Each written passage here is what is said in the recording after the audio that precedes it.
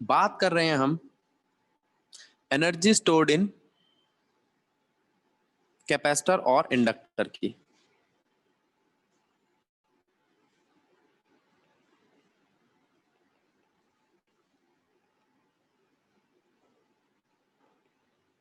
पहली बात, कैपेसिटर में एनर्जी किस फॉर्म में स्टोर होती है? इलेक्ट्रिक। हम जानते हैं C होता है Q बाय V, तो यहां से V आ जाएगा Q बाय C। एक बात, एनर्जी की बात कर रहे हैं तो वर्क डन की बात करनी होगी। चेंज इन वर्क डन है हमारा V into change in charge,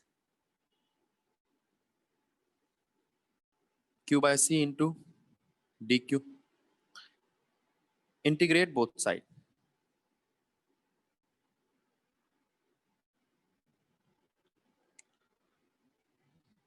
तो डेल्टा वर्क डन आएगा आपका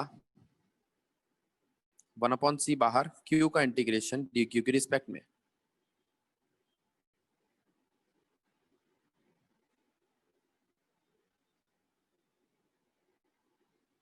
according to work energy theorem,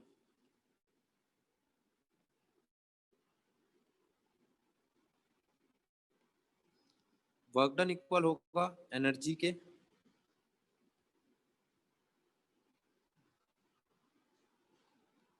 ये इंडक्टर कैपेसिटर की एनर्जी, इसलिए मैंने इसको यूसी लिख दिया, तो यूसी आएगा हाफ Q² बाय C। ठीक है। अब दूसरा पॉइंट आता है मैग्नेटिक फॉर्म की, यानी कि energy stored in inductor.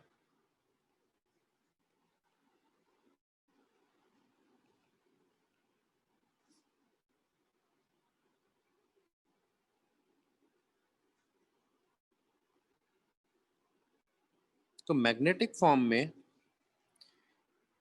Inductor के लिए हमारे पास V का फॉर्मूला है LdI/dt। ठीक है।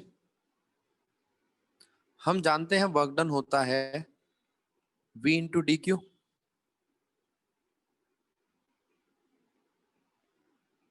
LdI/dt into DQ। तो वर्क डन बनेगा आपका L dQ/dt into DI। dQ/dt मतलब रेट ऑफ चार्ज। इंटीग्रेट करते हैं हम इसको फिर से,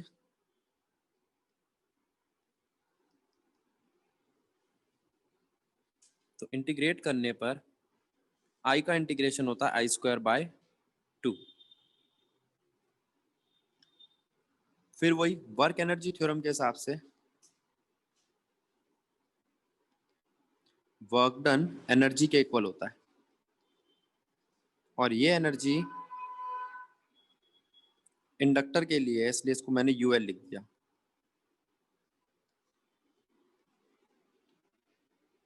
ठीक है।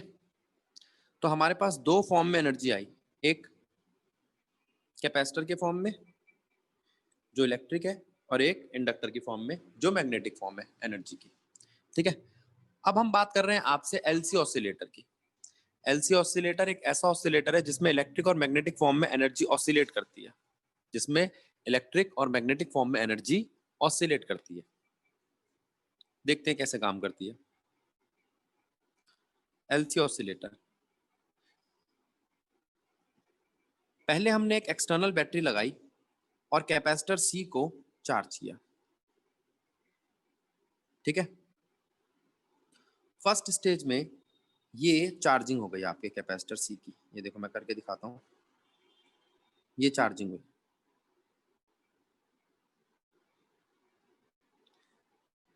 कैपेसिटर फुल चार्ज हो गया। अब कैपेसिटर डिस्चार्ज होगा और इंडक्टर को इंड्यूस करेगा। देखो ये रही इंडक्टर की इंडक्शन। आप एक चीज ध्यान रखो, डायरेक्शन चेंज नहीं हुई। जब कैपेसिटर डिस्चार्ज हो रहा था उसने अपनी डायरेक्शन चेंज नहीं करी, या जब कैपेसिटर डिस्चार्ज होकर इंडक्टर को इंड्यूस कर रहा था उसने अपनी डायरेक्शन चेंज नहीं करी। लेकिन जब इंडक्टर रिड्यूस होगा और दोबारा चार्ज करेगा कैपेसिटर को तो वो डायरेक्शन चेंज कर देगा। इसको मैं अलग कलर से दिखा रहा हूं। ऑरेंज कलर का मतलब था उसकी डायरेक्शन एक थी, ग्रीन कलर का मतलब है उसकी डायरेक्शन अब ऑपोजिट है। अब लास्ट स्टेज क्या आएगी, ये फिर से डिस्चार्ज होगा कैपेसिटर।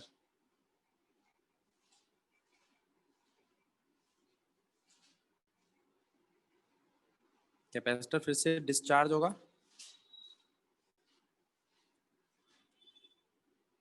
कैपेसिटर फिर से डिस्चार्ज होगा और इंडक्टर फिर से चार्ज होगा। देखो कैसे।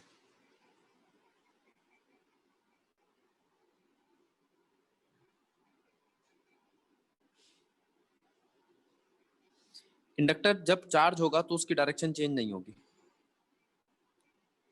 तो एक बात तो हमने समझी, यहाँ पे डायरेक्शन चेंज करने का काम कर रहा है इंडक्टर और चार्जिंग और डिस्चार्जिंग का काम कर रहा है कैपेसिटर। ठीक। एक और बात, केस 1 कैपेसिटर की चार्जिंग हुई, मतलब एनर्जी स्टोर हुई कैपेसिटर की फॉर्म में, half Q naught by C square, square by C. ठीक है। इस वक्त जब ये सिर्फ चार्ज हो रहा था और तब इंडक्टर डिस्चार्ज था पूरी तरीके से, ये तब की बात है जब हमने बैटरी से पहली बार कैपेसिटर को चार्ज किया था, तब यू एल 0 था। दूसरा केस, जब कैपेसिटर डिस्चार्ज होने लग गया, पूरी तरीके से खाली हो गया और इंडक्टर पूरी तरीके से भर गया,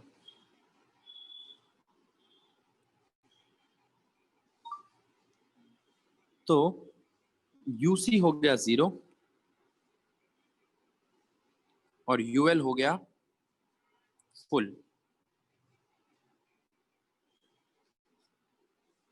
ठीक। तीसरा केस,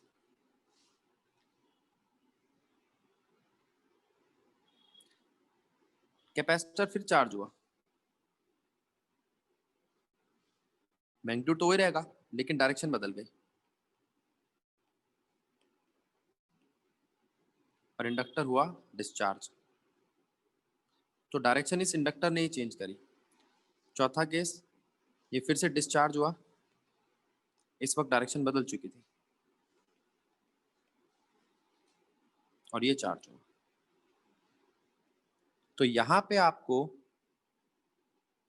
वेव मिली इस फॉर्म में,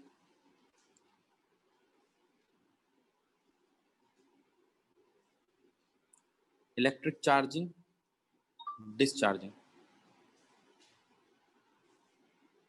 मैग्नेटिक चार्जिंग डिस्चार्जिंग। ये magnetic,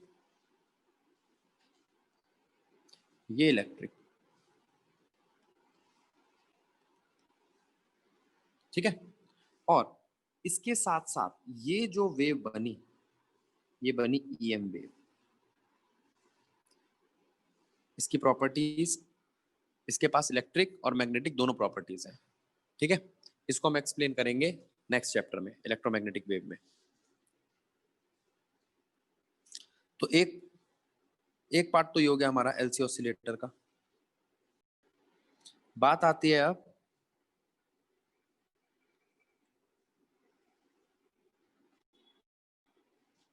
energy during LC oscillation remain conserved की। ठीक है। मान लो इनिशियली चार्ज जो था वो था क्यू नॉट। और एट टाइम टी चार्ज हो गया आपका क्यू, और क्यू है Q naught cos omega T. ठीक है, तो अगर मैं आपसे इनिशियली पूछूं कि एनर्जी कितनी स्टोर थी कैपेसिटर में,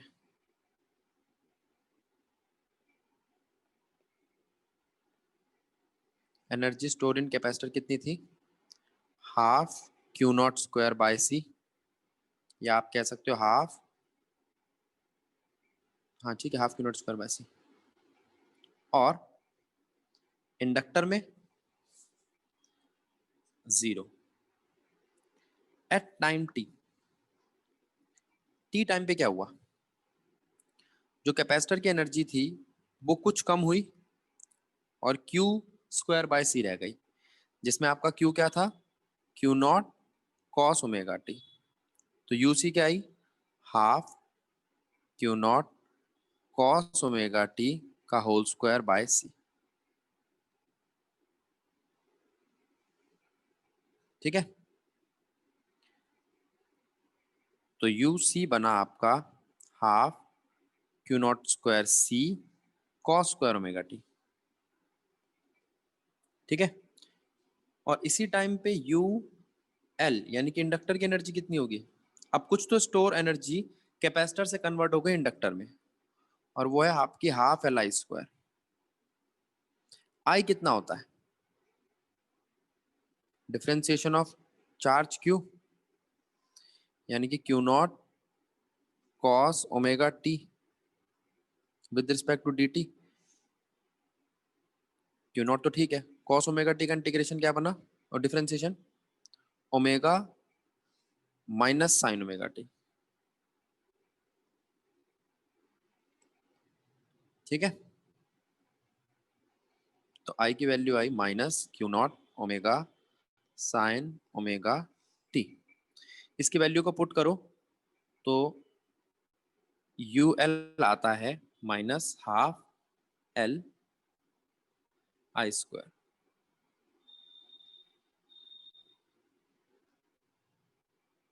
माइनस मतलब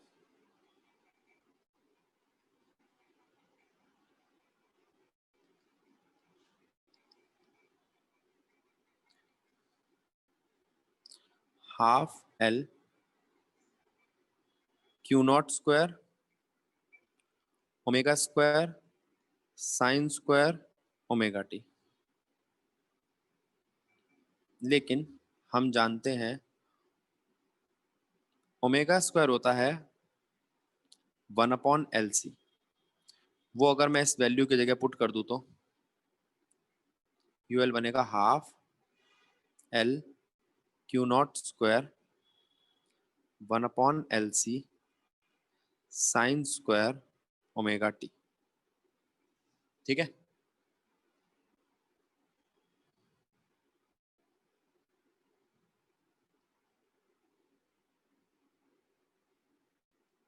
एल से एल गया, बचा C, Q naught square by C sine square omega T. देखो, इसको माना इक्वेशन 1। यहाँ पे जो इनिशियली हमारी एनर्जी आई थी ना टोटल, वो कितनी थी?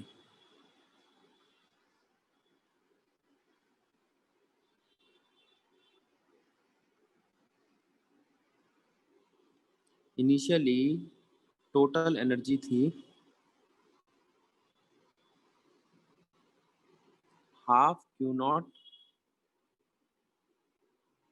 Square by C. ठीक है, उसको 1 मान लिया, इसको ए मान लिया, इसको बी मान लिया।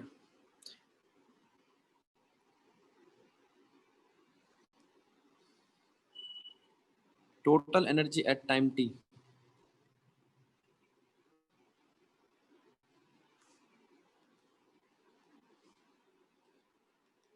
कितनी आई?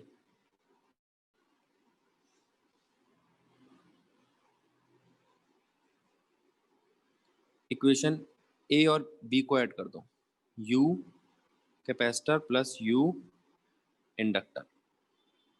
यू कैपेसिटर कितना था,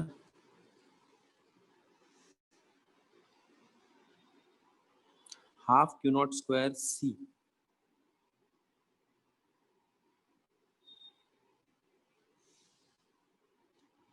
कॉस स्क्वायर ओमेगा टी, और म्यूएल था half Q naught square C sine square omega T. Common ले तो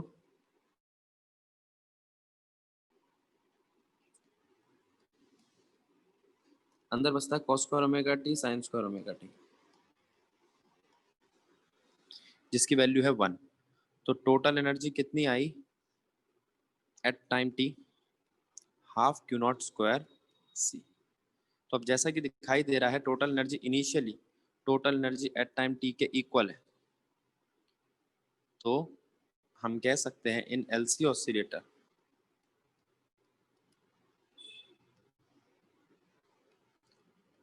टोटल एनर्जी रिमेन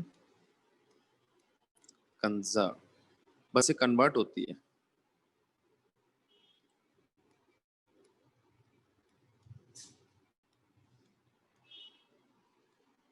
किस फॉर्म से किस फॉर्म में, इलेक्ट्रिक फॉर्म से मैग्नेटिक फॉर्म में, या मैग्नेटिक फॉर्म से इलेक्ट्रिक फॉर्म में।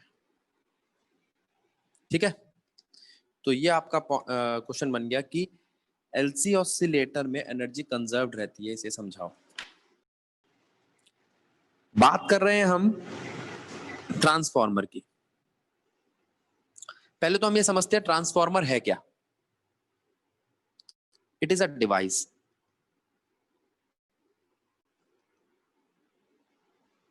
which used to transform current potential signal from one end to another। एक बात, दूसरी बात, it is a device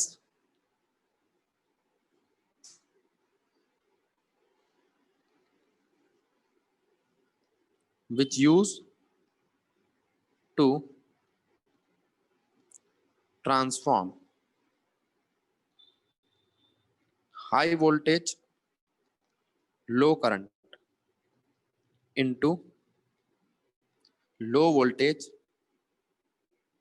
with high current,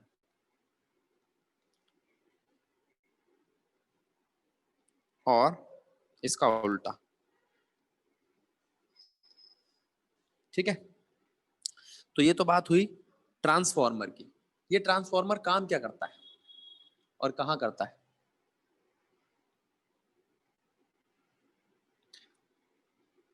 अगर हमें किसी जगह पर इलेक्ट्रिसिटी जनरेट करनी है,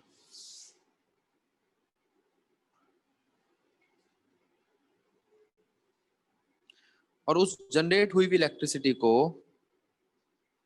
यहां से काफी दूर यूज के लिए लेके जाना है, तो हमें वायर का इस्तेमाल करना पड़ता है, वायर या केबल का। और केबल की अपनी खुद की रेजिस्टेंस होती है जो उसका करंट कंज्यूम कर सकती है। ठीक है, तो जहां से हम उठा के इसको लेके जाएंगे, जहां हमें इसको कंज्यूमर तक पहुंचाना है और इसे कंज्यूम करना है, वहां पर इसका करंट या आउटपुट हमें कम मिलेगा।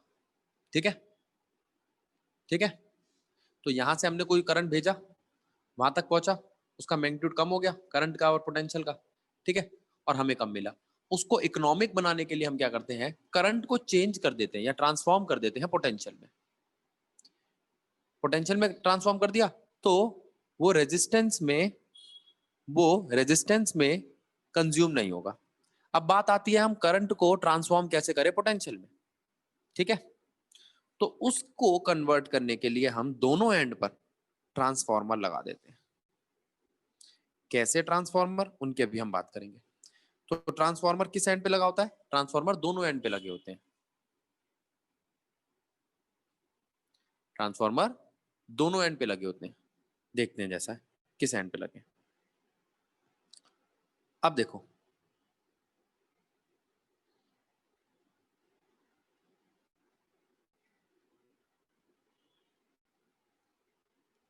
ट्रांसफॉर्मर, अब इसकी कंस्ट्रक्शन देखते हैं। ये है आपका ट्रांसफॉर्मर, जिसमें एक चीज तो आती है आपकी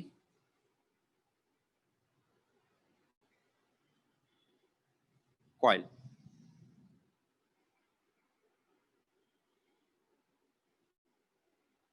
ठीक है, इस कॉइल को लेमिनेटेड बनाया जाता है।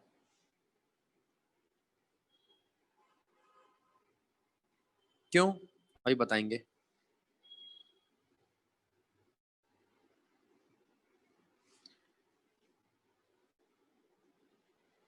फिर दूसरी चीज आती है प्राइमरी और सेकेंडरी कॉइल।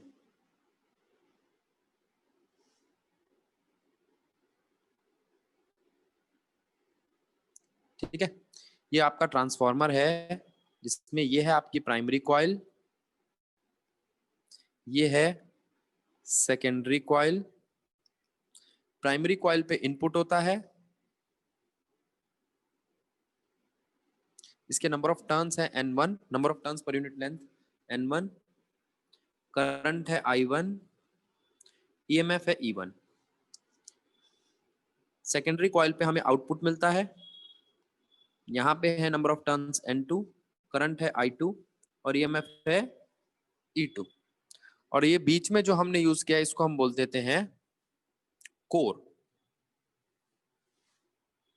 ठीक है, ये कोर जनरली सॉफ्ट आयरन का होता है। तो ट्रांसफॉर्मर की कंस्ट्रक्शन में क्या क्या चीजें आती हैं?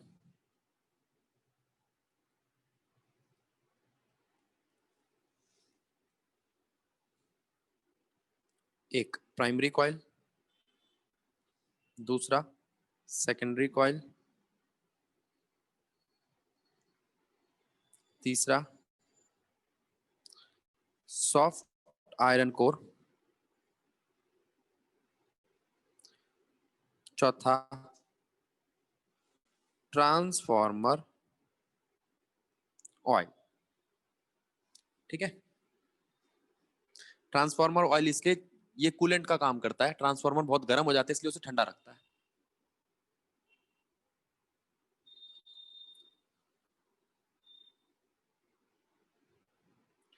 अब बात करते हैं हम एफिशिएंसी की।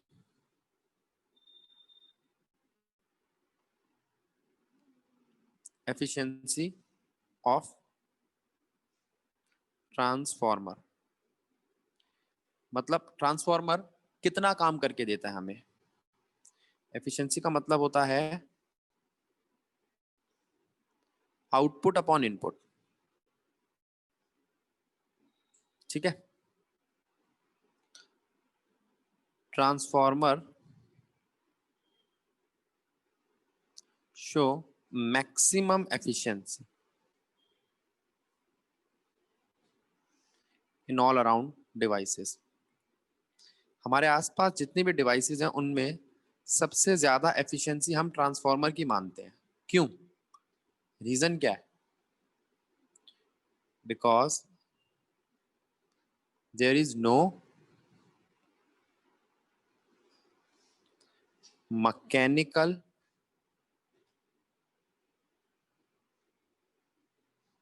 Exchange of energy. इसका कोई पार्ट मूविंग नहीं है, तो यहां पर फ्रिक्शन नहीं होगा, तो घिसना वगैरह इन सब में जो टूट फूट में लॉस होता है वो सब खत्म हो जाएगा। और कुछ लॉस जो है वो हम आगे कवर करेंगे। कुछ लॉस जो है वो हम आगे अभी बताऊंगा, मैं वहां कवर करेंगे। कई सारे लॉस हैं, जैसे मैंने अभी एक तो शीट बना के कवर किया। फिर हेमिंगम लॉस है।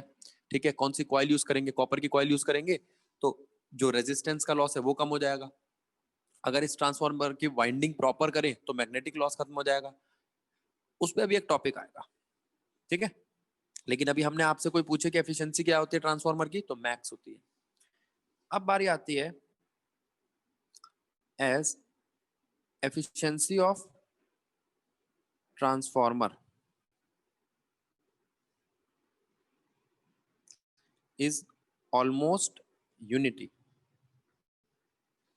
यानी कि इसकी एफिशिएंसी लगभग एक है। तो आप ये कह सकते हो कि यहाँ पे आउटपुट इनपुट के इक्वल है।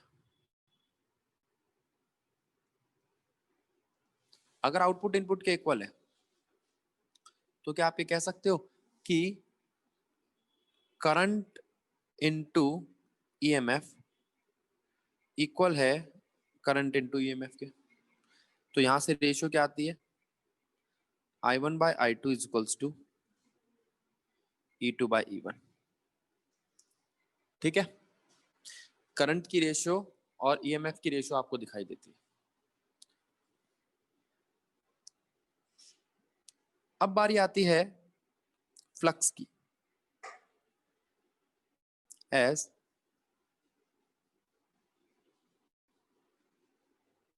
The core of both primary और सेकेंडरी कॉइल इज सेम, जैसा कि हमें दिखाई दे रहा है प्राइमरी और सेकेंडरी कॉइल का कोर तो सेम है, तो फ्लक्स दोनों का जो फ्लक्स यहां पर आ रहा है वो सिमिलर होगा। यानी कि नंबर ऑफ टर्न्स, यहाँ पे जो हमारा ईएमएफ आ रहा है E1 equals to number of turns multiply में d∅dt।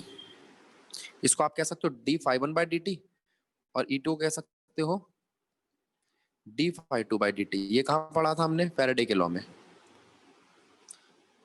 लेकिन अभी तो बताया मैंने दोनों का कोर सेम है, तो φ1 और φ2 क्या है, फाइ ही है। तो E1/E2 यहां से क्या दिखाई दे रहा है आपको, N1/N2। अच्छा, एक इक्वेशन ये ले लो और एक इक्वेशन ये ले लो। अगर मैं ए और बी को इक्वेट करूं तो क्या दिखाई दे रहा है, E1/E2, एक मिनट रुको, N2/N1 is equals to E2/E1, और ऊपर E2/E1 किसके इक्वल है, I1/I2। N2/N1 क्या है, number of turns in coil 2 divided by number of turns in coil 1। इसे हम के से दिखाते हैं। ठीक है, के बताएगा किस तरीके का ट्रांसफार्मर है। ठीक है, देखो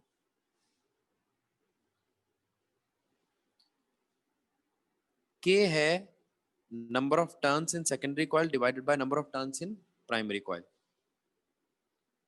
which is equals to EMF in coil in secondary coil divided by EMF in primary coil, और current in primary coil divided by current in secondary coil।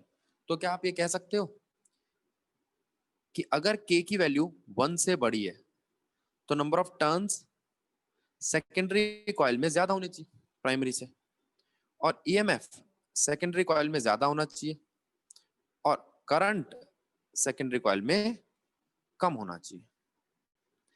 इस तरीके के ट्रांसफार्मर को हम क्या कहते हैं, ऐसा ट्रांसफार्मर जिसमें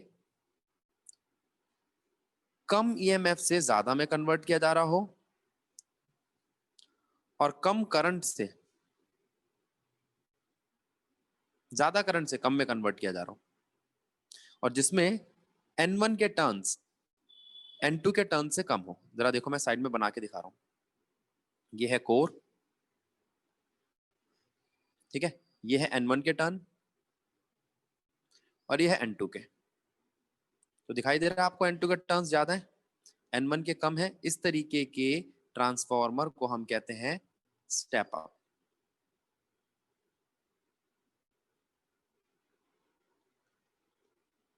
स्टेप अप ट्रांसफार्मर एक ऐसा ट्रांसफार्मर है जिसमें number of turn secondary coil में ज्यादा होते हैं, और क्या चेंज आता है देखो, low EMF with high current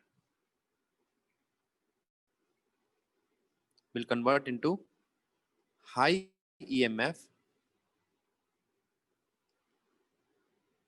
with low current। तो यहां पर लो ईएमएफ हाई करंट कन्वर्ट होता है हाई ईएमएफ लो करंट में। ठीक है। दूसरा आता है step down transformer.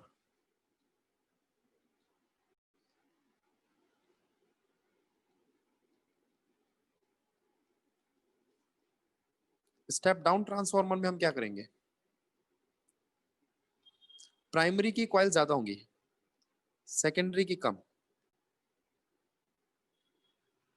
Step down में क्या करेंगे, प्राइमरी कॉइल ज्यादा होगी, सेकेंडरी की कम।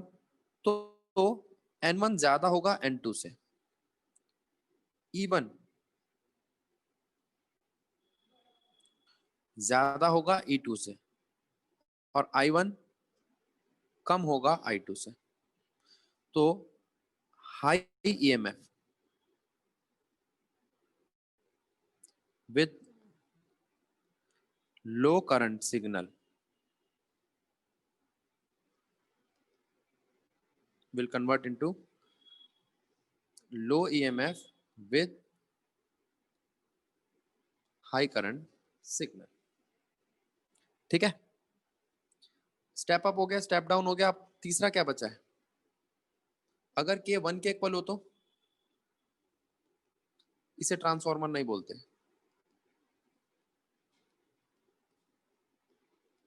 अगर के 1 के इक्वल है यानी कि number of turns, number of primary और सेकेंडरी टर्न इक्वल है, E1 E2 इक्वल है, I1 I2 इक्वल है, तो ट्रांसफॉर्म ही क्या हुआ, कुछ ट्रांसफॉर्म नहीं हुआ। जब दोनों बराबर ही है तो ट्रांसफॉर्म क्या हुआ, ये केस ये है।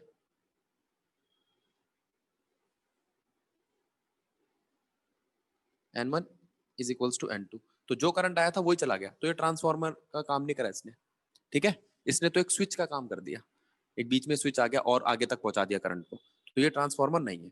लेकिन ये तीनों मिलाकर हम एक ट्रांसफॉर्मर बना सकते हैं जो आपके लिए काम करे स्टेबलाइजर का।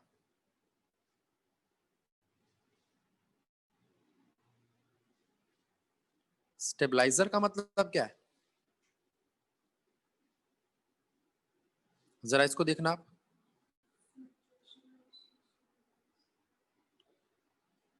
ठीक है, ये एक प्राइमरी कॉइल है और ये सेकेंडरी है। एक मिनट रुको, मैं गिन के बनाता हूं यहाँ पे प्राइमरी और सेकेंडरी में।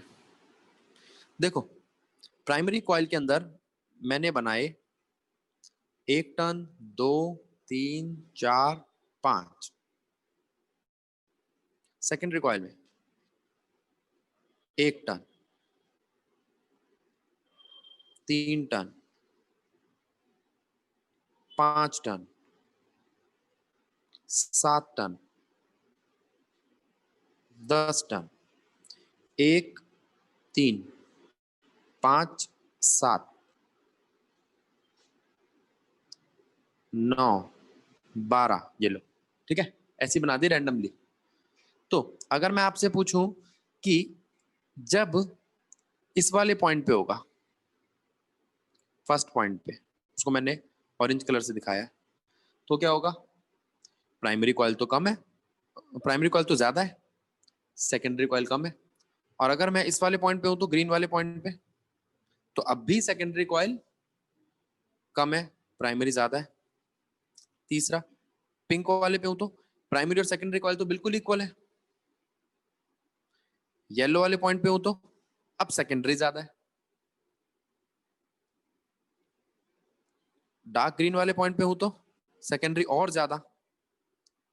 ब्लैक वाले पॉइंट पे हूं तो सेकेंडरी बहुत ज्यादा। ठीक है। तो आप कहोगे कि भैया यहाँ पर जो चेंजेस आए ना वो ये कुछ ऐसे लग रहे हैं, इनको नाम दे देता हूं, A B C D E F। A क्या है, step down, B step down, C no transformer, D step up, और ई और स्टेप अप। एफ पे भी स्टेप अप ही कर रहा है। तो आप ये कह सकते हो कि यहाँ पे और यहाँ पर मैं कोई यहाँ पर अगर एक ऐसी डिवाइस लगा दूं जो ऑपरेट करी जा रही हो पीएन जंक्शन से, तो ये एक ऐसा स्टेबलाइजर बन गया जो फ्लक्चुएशन जो होगी वोल्टेज की खुद एडजस्ट कर लेगा, जो आजकल आपकी हर डिवाइस में आती है। ठीक है, आपने सुना होगा एसी के साथ एक वोल्टेज स्टेबलाइजर लगाओ। ठीक है, फिर आपने कहा होगा कि भैया आजकल तो कोई भी नहीं लगाता, क्यों? इन्वर्टर बेस एसी आते हैं, वो खुद ब खुद फ्लक्चुएशन को खुद संभाल लेते हैं। समझ आया? तो उनके अंदर वो डिवाइस, सेमीकंडक्टर की एक खासियत है, आगे हम पढ़ेंगे इस चैप्टर को, कि इनका साइज बहुत छोटा होता है। तो जो बड़े बड़े पहले स्टेबलाइजर। अब एक टॉपिक और ध्यान देंगे हम, लॉस इन ट्रांसफार्मर। किस किस फॉर्म में लॉस हो सकता है ट्रांसफार्मर में, ध्यान दो। पहला है फ्लक्स की लीकेज। फ्लक्स की लीकेज कैसे होती है? अगर प्रॉपर वाइंडिंग ना हो प्राइमरी और सेकेंडरी कॉइल की। जैसे मैं आपको बना के दिखाऊं, ये है प्राइमरी कॉइल, ये है सेकेंडरी कॉइल, तो यहां से लीक कर जाएगा फ्लक्स। तो यहां से लीक ना करे तो आप क्या करोगे? प्रॉपर वाइंडिंग करोगे। ये देखो, ये है प्राइमरी कॉइल और ये है सेकेंडरी कॉइल। अब कहीं से भी फ्लक्स की लीकेज नहीं होगी। तो फ्लक्स की लीकेज को रोकने के लिए हम क्या करेंगे? Proper winding. मैं यही बताता जाऊंगा लॉस होता कहां है और उसको ठीक कैसे करना है। दूसरा, रेजिस्टेंस। जिस वाइंडिंग का आप इस्तेमाल कर रहे हो वो मटेरियल कौन सा है? अगर आप कॉपर का इस्तेमाल करोगे तो वो रेजिस्टेंस ऑफ वाइंडिंग को हम कम कर सकते हैं, रिड्यूस कर सकते हैं। ठीक है, सिल्वर का भी इस्तेमाल कर सकते थे, सिल्वर का बनाओगे आपका ट्रांसफार्मर ही को उठा के ले जाएगा। Eddy current. एडी करंट को कम करने के लिए मैंने अभी आपको क्या बताया, जो हम बल्क यूज कर रहे थे ना बीच में सॉफ्ट आयरन कोर का, उसको हम लेमिनेटेड कोर में कन्वर्ट कर देते हैं। लेमिनेटेड मतलब बीच में हम ऐसा एक वो लगा देते हैं परत, जो मैग्नेटिक इफेक्ट तो ट्रांसफॉर्म होने देती है लेकिन इलेक्ट्रिक नहीं। इसे क्या कहते हैं हम? एडी करंट का लॉस। तो एडी करंट के लॉस से बचने के लिए हम क्या करते हैं? देखो इसने लिखा है, the effect is reduced by having a laminated core.